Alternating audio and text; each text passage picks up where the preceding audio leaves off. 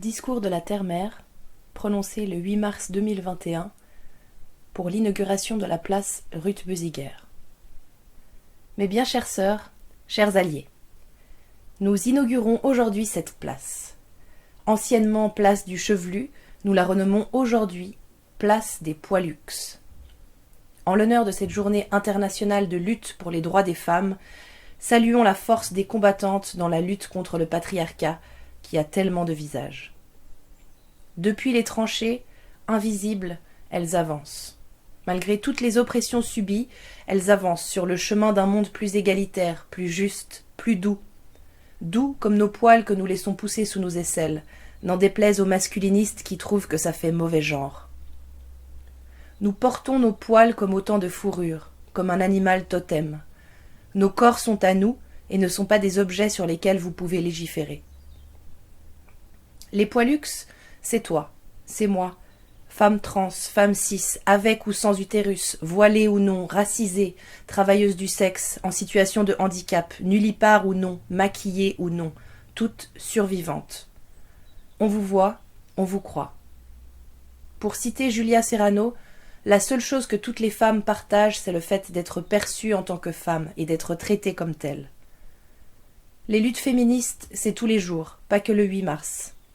Et c'est épuisant. Je vous le dis, c'est épuisant. On peut se sentir submergé par l'ampleur de la tâche.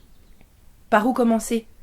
L'égalité salariale, la rémunération des travailleuses précaires, la reconnaissance du travail domestique et du care, les violences sexuelles, la gratuité des protections menstruelles, l'écriture inclusive, le droit de sortir dans la rue en mini-jupe sans se faire agresser, le droit de se voiler et porter une burqa si on le souhaite. Bien apparemment en Suisse, non, on n'a pas le droit de porter une burqa si on le souhaite.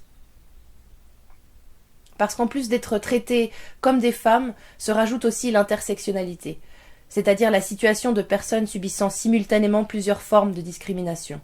Être femme et noire, être femme et handicapée. Toutes les oppressions systémiques sont liées. Le patriarcat est né du capitalisme, le capitalisme est raciste, le racisme permet le colonialisme et la culture du viol est partout. Vaste programme qui donne le vertige. Quand on commence à tirer sur un fil, tout le pull en laine se défait. Mes bien chères sœurs, chers alliés, haut les cœurs. Toutes ces luttes progressistes prennent de l'ampleur. Et surtout, n'oublions pas qu'elles sont des luttes pleines de passion joyeuse. Elles nous ouvrent de nouveaux horizons, elles nous ouvrent à la puissance de la sororité, à la réinvention de nos relations.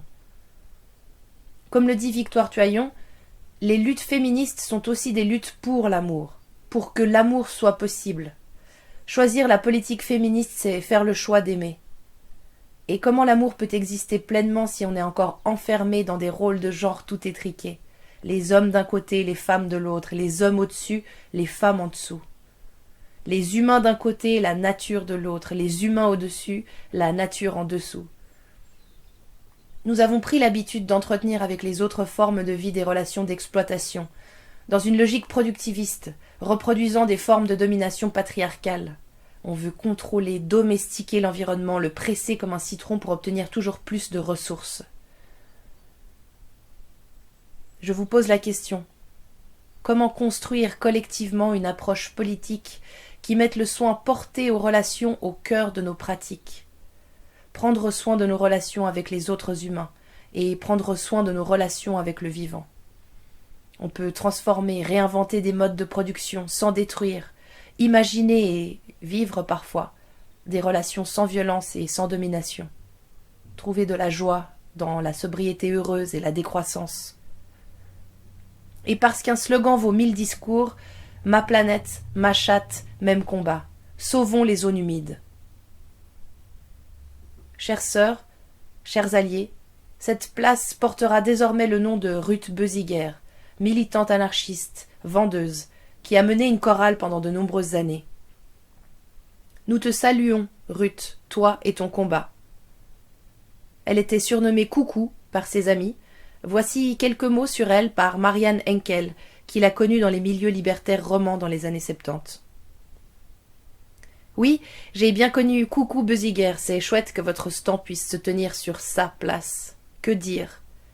Je ne l'ai pas connue quand elle participait activement au groupe du Réveil et aux soirées de la chorale, ni quand elle prenait la défense d'André, qui vivait avec elle bien qu'expulsé de Genève.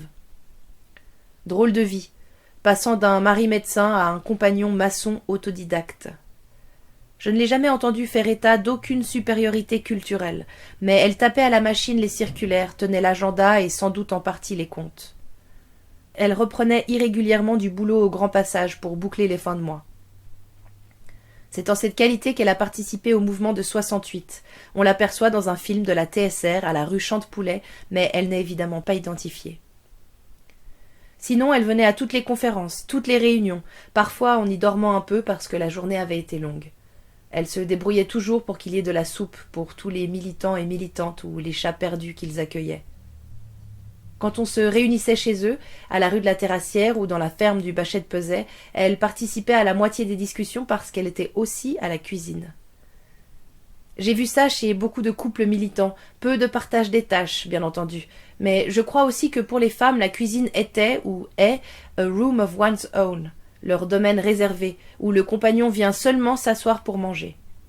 Bon, d'accord, c'est pas une excuse pour qu'il ne passe pas l'aspirateur.